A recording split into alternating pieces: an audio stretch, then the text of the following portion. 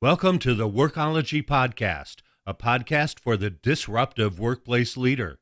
Join host Jessica Miller Merrill, founder of Workology.com, as she sits down and gets to the bottom of trends, tools, and case studies for the business leader, HR, and recruiting professional who is tired of the status quo. Now here's Jessica with this episode of Workology. Welcome to the Workology Podcast, sponsored by Clear Company. The Bureau of Labor Statistics estimates that the U.S. unemployment rate has dropped to below 4% for the first time in more than 15 years.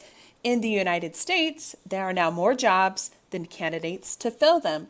Today, we're talking about no-bull recruiting strategies, and I'm joined by my friend, author, and recruiting expert, Tim Sackett. Tim, welcome to the Workology Podcast. Thanks for having me. It's awesome to be here. Let's talk about your background. Tell us all about you. I was raised by a recruiting mom. She started her own recruiting company back in 1980. So single mom. So I got to sit on the bed and listen to her, make recruiting calls. So it was I tell people I was born into recruiting, but I wasn't quite born into recruiting, but close enough.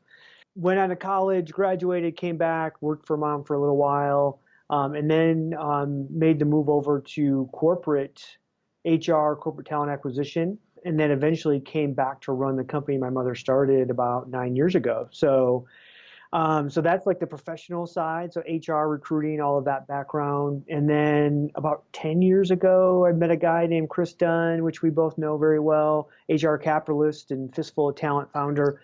And Chris got me writing, and that crazy thing happens when you start writing on the internet. People actually think you know what you're talking about, and then people ask you to come speak and write books and do all this fun stuff. So here you are. I know, yeah. So I had the opportunity to listen to a webcast that you did recently with Sherms, where you were talking about all things recruiting. So I just thought it was time to have you back here again on the podcast, and maybe you could enlighten us on some of your wisdom, whether it's internet wisdom or not. You obviously know what you're talking about. But for those that are listening, where should recruiters start when they're looking for talent? Where should they be going? What should they be doing? I mean, should they be picking up the phone, in-mails?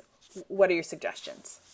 I don't think there's not one silver bullet, but there's a lot. And I think there's a lot of things that most of us miss, which is, we constantly don't leverage the databases that we already have. So we spend all these resources, all these man hours going out, recruiting candidates to get them to apply to our jobs, and they're in the ATS. But every time we go to start to fill another job, we start that process all over again from the beginning. We don't go back and say, oh, wait a minute, what about these thousands, tens of thousands, hundreds of thousands, millions of candidates that we already have, that we've already sourced, and that they've already said, hey, we love you, we want to apply to your jobs. That's the most underutilized resource that's out there. And there's a bunch of technology that's actually come on the market. It's kind of under that realm of candidate rediscovery, quote unquote. I think someone's actually probably tagged that, but there's 3 or 4 platforms now that will come hook into your ATS and actually help you, rediscover candidates that have already said, we love you, I want to work for you, but you didn't say a thing to me for 2 years. And how do you come back and get those people interested? I think that's the best place to start. Again, I'm also going to say we need to have hard metrics on our recruiters and really make sure they're doing the work that we hired them to do and all that great stuff. But I think for me, that's where I start is let's not discount the work we've already put into all this stuff. I love that you mentioned candidate rediscovery. Somebody should buy that domain right now, or in about 30 minutes, we'll be getting a press release announcing a new product that's being recognized in the marketplace somewhere. Just got $5 million, candidaterediscovery.com. But I do agree with you. They should be going to their existing databases first, getting to know those candidates. They've already expressed interest, and going from there. So let's talk about maybe recruiting dollars, because I know that for many of us, we're starting to look at our 2019 forecasting and planning, which is crazy, but it is almost September. Where should they be investing in recruiting? Is it AI? Is it job boards? Is it career sites? Or none of the above, outside of maybe this rediscovery technology? Yeah. Yeah. I mean, I think so there's a number of those, right? I think one thing when I take a look at an organization, I go in and I'll say, Jess, tell me, who are your best hires? Where do they come from? And you're going to go, oh gosh, Tim, they come from referrals, right? And that's again, like 9 out of 10 heads of talent or heads of HR will tell me that. And so then I go, oh, well, how much money did you spend last year on getting more referrals? And it's usually like, well, we have a bonus program or whatever. But a lot of times when I say take the bonus dollars out of it, how much money did you spend on getting more referrals? And it's like zero. Well, we spent $0. So your number one source of hire, you spent $0 on. That to me makes no sense. So I love employee referral automation. I think there's again a lot of tech on the market that can help people get more referrals if referrals are your best source of hire. Sometimes they're not. And what I love about the new employee referral technology stuff is their ability to segment out. Because I think the one thing you and I would go immediately and say, well, wait a minute, I don't want all of my employees to refer people because some of my employees suck. And I don't want them to refer people because they probably suck. I only want my top employees to refer people. Well, guess what? You can segment out just your top employees and send them that automation to help them refer their friends and family. And there's nothing illegal about that. There's nothing bad. Again, you want to do obviously all your testing and make sure like, oh, all of my top employees are white males, versus everybody else. Like, come on, like just be smart about this stuff. But I think that employee referral automation also is really good at gender and diversity hiring as well. We know, like, let's say I wanted more female engineers and I had 15% of my engineering population was female. If I only sent my female engineers my referral automation, they're statistically more likely to refer more females. And so again, you can start building, great pipelines of talent through that use of that. So I'm going to definitely invest some dollars in my budget towards doing more of that. Again, assuming referrals are more of what I want. I'm going to probably take money away from places like Indeed, specifically because they're asking me to pay more and more for the same amount of traffic, and they want to claim that it's because low ultra unemployment. Even though if you really take a look at your Indeed traffic from a year ago to today, it's probably drastically different. So you're having to pay double the amount of money to get the same traffic. But yet the unemployment rate necessarily hasn't shifted that much. It went from 4.5% to 4.3% in your market, and now you're paying double for the same traffic. There's another reason for that, right? And that Google for Jobs is the reason for that. And yet Indeed, they will never tell you that. They'll tell you, oh, well, the employment rate is so bad right now, and that's why you have to pay more money. The reality is you're being lied to. So I'm going to shift my dollars into some other things like programmatic advertising. Career Builder, ZipRecruiter actually did a really good job of being early on with Google for Jobs. And so their traffic is up across the board in a really big way. Monster has done some really great job after kind of coming out of a resting period with Ronstadt buying them. So there's a lot of good opportunities, I think, out there that people have walked away from, and they'll go, oh, well, yeah, we did that Monster thing 3 years ago, or we did ZipRecruiter 2 years ago, and it sucked. And I'm like, have you looked at them recently, right? And that's why I'm constantly testing stuff. Like I'll go in and do a 30-day test with, Zip, or do a 90, this or that, because I want to know what's working, and something that didn't work 2 years ago or 18 months ago might be working really good now. And I think most TA shops kind of struggle with that. They do one thing, they get burned on it, and they'll never go back to it. Yeah, you think that Monster's technology is completely different than it was 24, 36 months ago. I mean, everybody's is. Completely different, yeah. Well, let's go back to Indeed. And Yeah. You talked a little bit about Google for Jobs, and on this webcast, you also mentioned that Google isn't really indexing their job listings, Indeed's, the same way anymore.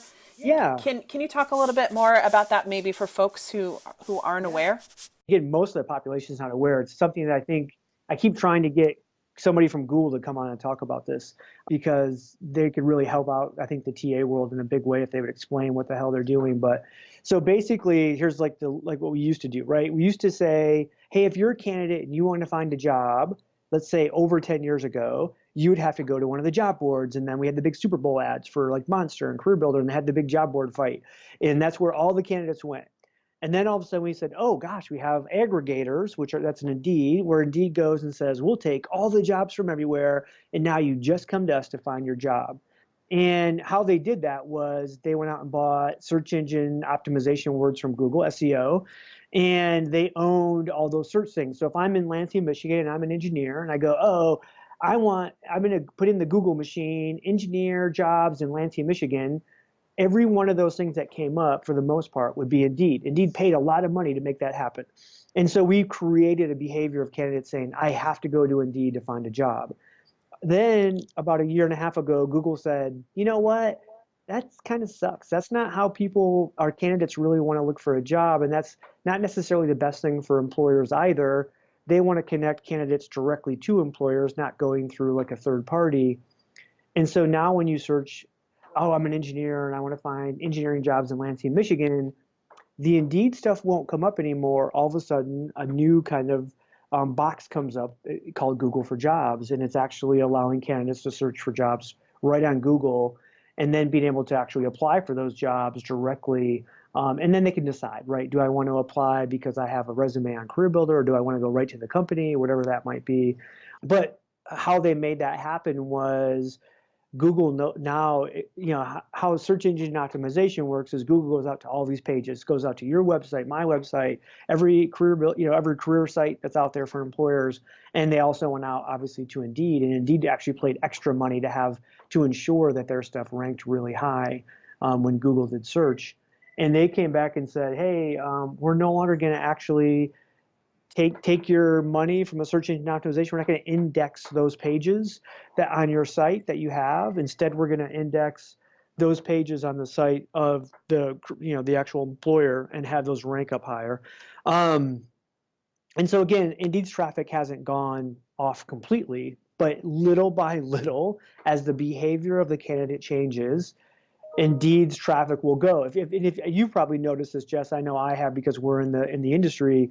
The Indeed marketing machine got turned on in a major way as soon as Google stopped indexing their jobs, because they still had to get candidates to come to Indeed. And the only way you did that was actually marketing outside of Google, doing radio ads, TV ads, like all kinds of crazy advertising. And it's very similar to what Monster and CareerBuilder did back in the day to get traffic to come to their site as well. So they're having to go a little old school. But again, I think it's just all for naught. I think eventually the candidate behavior will change and how they search for jobs, and they'll just be going to Google to search. We go to Google for everything else. I mean, I ask Alexa about what my day is like, what the weather is. Why wouldn't you expect that all that stuff would be served up right there for you? No, and you and I can foresee a time in the very near future where I go, hey, Alexa, tell me about any new jobs for engineers in Lansing. And again, you're going to rattle those off, and none of those will be coming from Indeed. They'll be coming from Google. Let's take a reset. This is Jessica Miller Merrill, and you are listening to the Workology podcast, sponsored by Clear Company. Today, we're talking about no-bull recruiting strategies with Tim Sackett. You can follow Tim on Twitter at Tim Sackett. That's at TimSackett. This podcast is sponsored by Clear Company.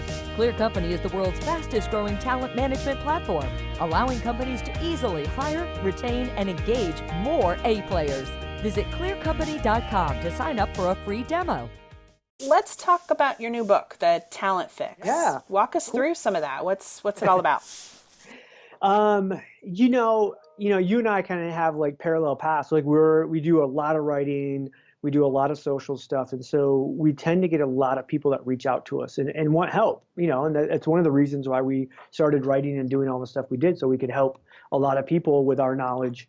And so I think like you, I got to a point where I had so many requests for help coming in that the capacity thing becomes an issue. And you never want to say no to anybody. It's just not in our nature.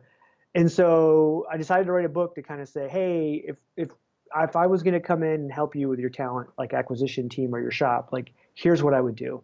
So now you don't have to send me a million questions. You can just buy the book and, read, step by step kind of how I would do this and what I would do. So. Awesome. Well, the book is out and available all across the land, even in airports, which I thought was pretty awesome. Well, it's in every airport that I'm in that I have a book that I can put on the shelf and take a picture and then put on. Oh, you totally fooled me. You totally fooled me. I was like, wow, Sherm is on their game. I mean, they are, but Oh my gosh. that's Do you awesome. know how many hundreds of thousands of dollars it takes to get on an airport shelf? Like That it is is why I was so super expensive. flummoxed. Like, how is this happening? Like, You're like, I wow. want that Tim Sackett book deal. I was totally fooled. I'm not gonna lie. I had no idea. That's awesome. It's like, gosh, Tim's number 7 on the bestseller list. Like I couldn't, and then I always would like position it between books I knew, like, one was like some stupid Trump book, and then some was an ultra liberal book, and so people are like, I have both sides going, oh my gosh, I can't believe you're next to that book. This is great. I see. I like how your mind thinks. I would not be there at all. Oh my gosh. I had no idea. That's hilarious. I'm glad I caught you off guard by that. Oh, that's awesome. That's even better than your book being in the bookstore. There. I know. Well, oh my gosh, that's hilarious. Okay, let me get back to my list of questions. So, like, refocus. Aside from the book, and you're putting out all this content, as am I. I think that one of the challenges in recruiting right now is just the sheer volume of tools and new tech that keeps coming out. I mean, this morning I've gotten just 10 press releases with some new announcement of game-changing technology in our space. How are you staying up to date with all these? And then more importantly, how do you suggest that those who are practitioners, HR leaders, recruiting leaders in the business also stay up to date on what's new, what's cool, what's working, what isn't working? Because there's a lot of things happening. Yeah, I probably go. I went a little bit psycho on this, but about 4 years ago, our friend William Tincup said, "Hey, I didn't feel like I knew the industry very well in terms of the HR tech. I felt a little overwhelmed by it, even though I probably was still maybe a top 10%er because I, paid attention." And he said, just to start demoing this tech and write about it. Do one a month, do 12, right, in a year, and just commit to that. And so that's what I did. And then the next year I said, well, gosh, that was so much fun. I'm going to do one a week. And so I did 52. And this year I'll demo about 150 different techs. I'll still only write maybe about, 60 or 70 total, and then I'll highlight some here or there in other blog posts or whatever it might be. But for me, it was all personal development. And then what I found was every time I did a 1-hour demo, not only did I learn about the technology more because they kind of taught me the ins and outs of their own tech, but they also shared a ton of really great innovative ideas that other companies were doing using their tech, of which most of those I could do with even and without their technology.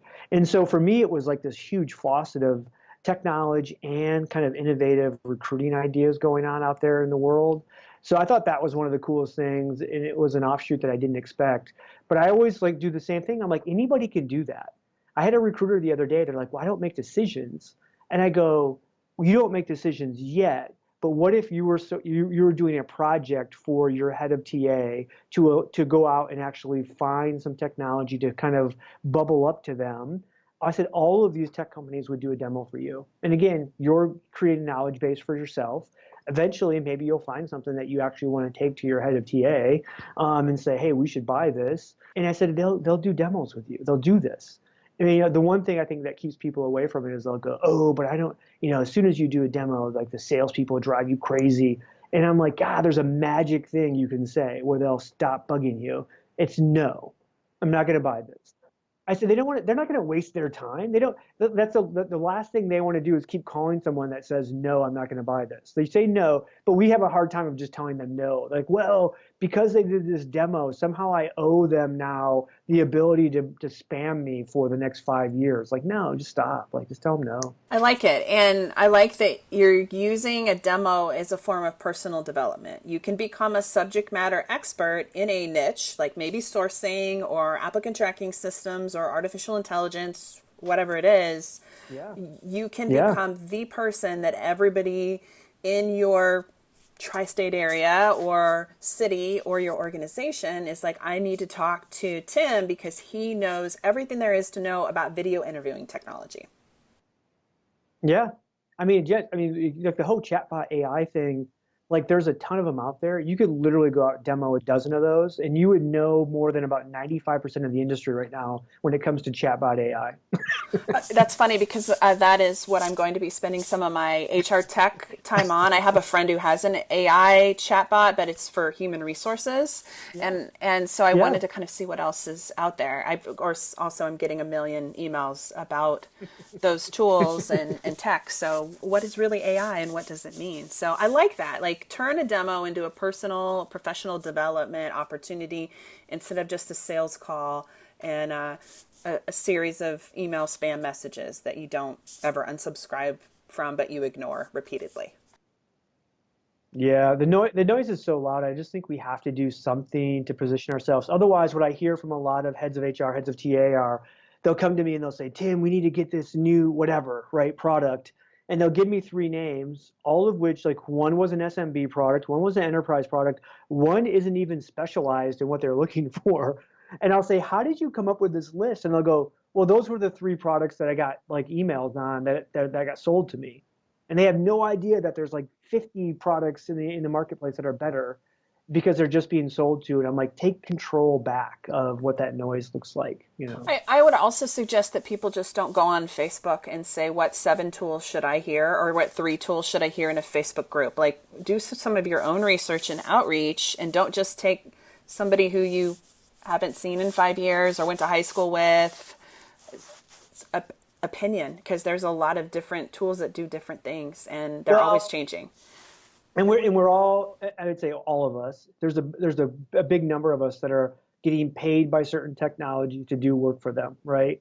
And if I work really closely with a technology and they're paying me for certain kinds of work that I'm doing, I'm definitely going to talk about them. I know more about them. Like I have inside knowledge to what they're doing versus there could be 3 other ones that are great, but I just don't work with them. I don't know necessarily, and I'm not going to refer. So every single time you get a recommendation from somebody, you should know what's the relationship they have with that company.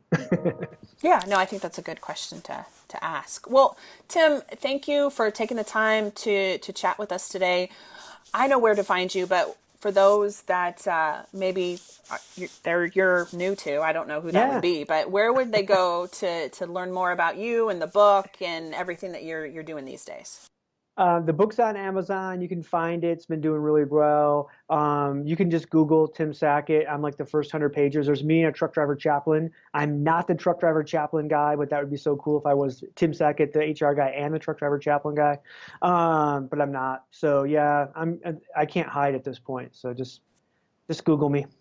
All right. Well, we'll have links to a few of Tim's articles. He has a great one out that I really enjoyed from July. That's 4 things great recruiters can do every day. It has some kind of no-nonsense tips. We'll link to the book and all his great resources in the transcript of the podcast. Thanks for being a part of the conversation, Tim. Awesome. Thanks for having me. Tim's a good friend, and I'm excited about his book and the expertise and recruiting knowledge he's sharing. He is truly a triple threat. He's a former corporate HR leader who has experience as a small business owner and also working as an agency recruiter. He is just one of those guys you can sit down with, relax, and have a beer, talking and having a blast on the subject of human resources and recruitment. Thank you for joining the Workology podcast sponsored by Clear Company. This podcast is for the disruptive workplace leader who's tired of the status quo. This is Jessica Miller Merrill. Until next time, visit workology.com to listen to all our previous podcast episodes. Have a great day. Production services for the Workology podcast with Jessica Miller Merrill provided by TotalPicture.com.